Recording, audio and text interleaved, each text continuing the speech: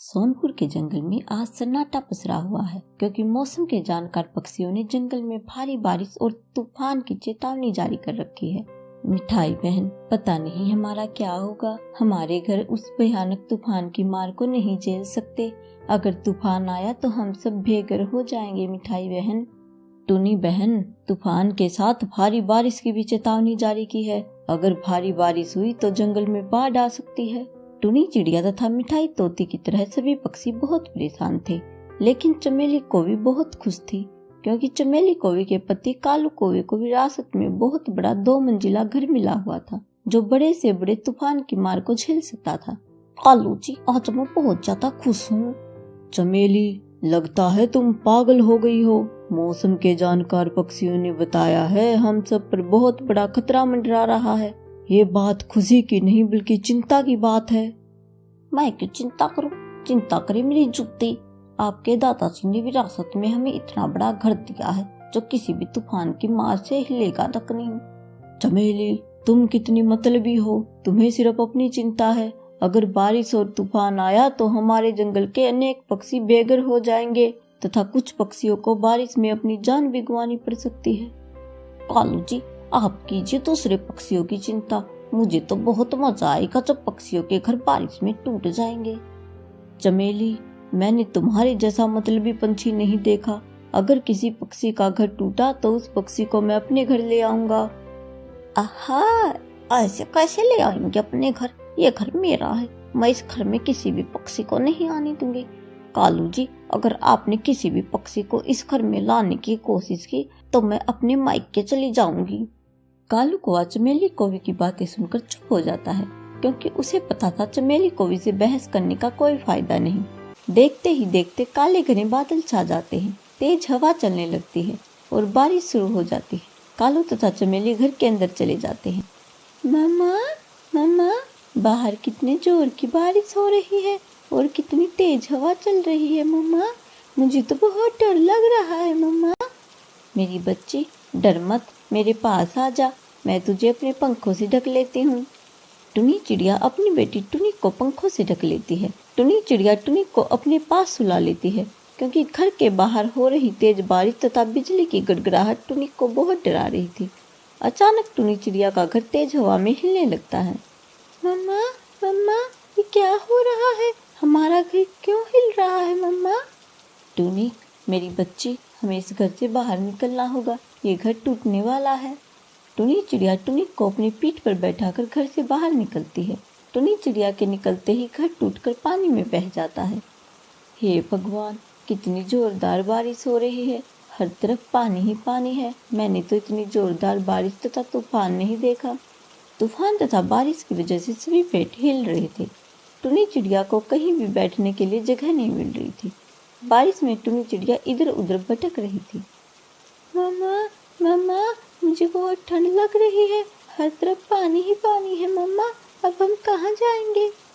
टुनी, मेरी बच्ची, तू चिंता मत कर, मैं तुझे कुछ नहीं होने दूंगी। हम कालू भैया से मदद मांगने चलेंगे। कालू भैया हमें अपने घर में जरूर रख लेंगे। टुनी चिड़िया कालू कौवे के घर जाती है। कालू भैया, कालू भैया, दरवाजा खोलो। कालू भैया। कालू कौवा दरवाजा खोलकर बाहर आ जाता है। कालू के साथ साथ चमेली कौवी भी घर से बाहर आ जाती है। अरे टुनी बहन, इतनी बारिश और तूफान में आप मेरे घर, क्या हुआ टुनी बहन? कालू भैया, तेज तूफान में मेरा घर टूट गया तथा बाढ़ के पानी के साथ बह गया। हर तरफ पानी ही पानी दिख रहा है।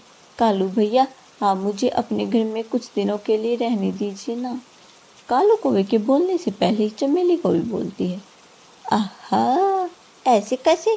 ये मेरा घर है, कोई अनाथ आश्रम नहीं जो कोई भी घर के अंदर घुस जाएगा। ये मेरा घर है। इस घर में सिर्फ मेरा परिवार रहेगा। इस घर में मैं किसी को भी नहीं रहने दूंगी।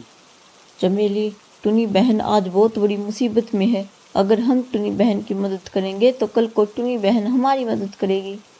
कालू जी, अगर आपने इस टुनी चिड़िया की मदद करने की कोशिश की तो मैं मेरे बेटे को लेकर अपने मायके चली जाऊंगी। कालू कौवा चमेली कौवी की बातें सुनकर चुप हो जाता है। कालू भैया, हमारे कारण आप अपने परिवार में लड़ाई न करें। थोड़ी देर रुककर हम यहाँ से चले जाएंगे। कालू कौवा तथा चमेली कौवी घर के अंदर चले जाते हैं तथा घर का दरवाजा बंद कर लेते हैं। टुनी चिड़िया तथा टुनिक बाहर बारिश में भीग रही थी। तभी वहां पर एक बूढ़ी कौवी आ जाती है जिसके बाल सफेद हो चुके थे। अरे बच्चों, तुम कौन हो और यहाँ बारिश में क्यों भीग रहे हो? बूढ़ी दादी, ये मेरी मम्मा है। इनका नाम टुनी चिड़िया है तथा मेरा नाम टुनिक है। बूढ़ी दादी, हमारा घर बाढ़ के पानी में बह गया, हम बेघर हो गए। टुनी, क्या तुम बुलबुल चिड़िया की पोती टुनी चिड़िया हो? हाँ बूढ़ी काकी, मैं बुलबुल चिड़िया की बेटी टुनी हूँ। बेटा, मैं चंपा कौवी हूँ। कालू कौवा मेरा पोता है। आओ तुम दोनों घर के अंदर चलो, यहाँ बारिश में मत भीगो। बूढ़ी दादी, चमेली आंटी हमें घर के अंदर नहीं घुसने देगी, मुझे बहुत ठंड लग रही है। बूढ़ी दादी, ये घर मेरा है, तुम दोनों मेरे साथ अंदर चलो। चंपा कौवी टुनी तथा टुनिक को लेकर घर के अंदर जाती है।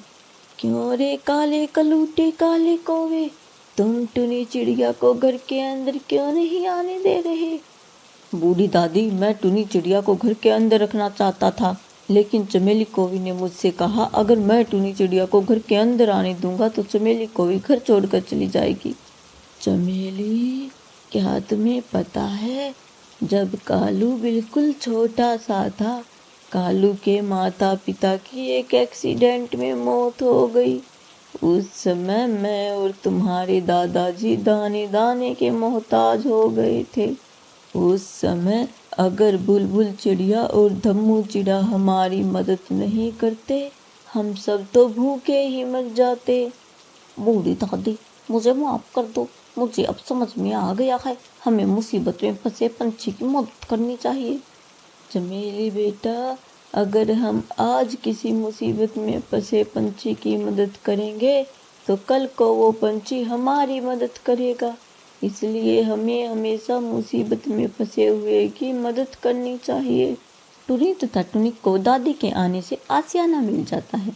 कुछ दिनों बाद बाढ़ का पानी भी उतर जाता है तथा बारिश भी रुक जाती है।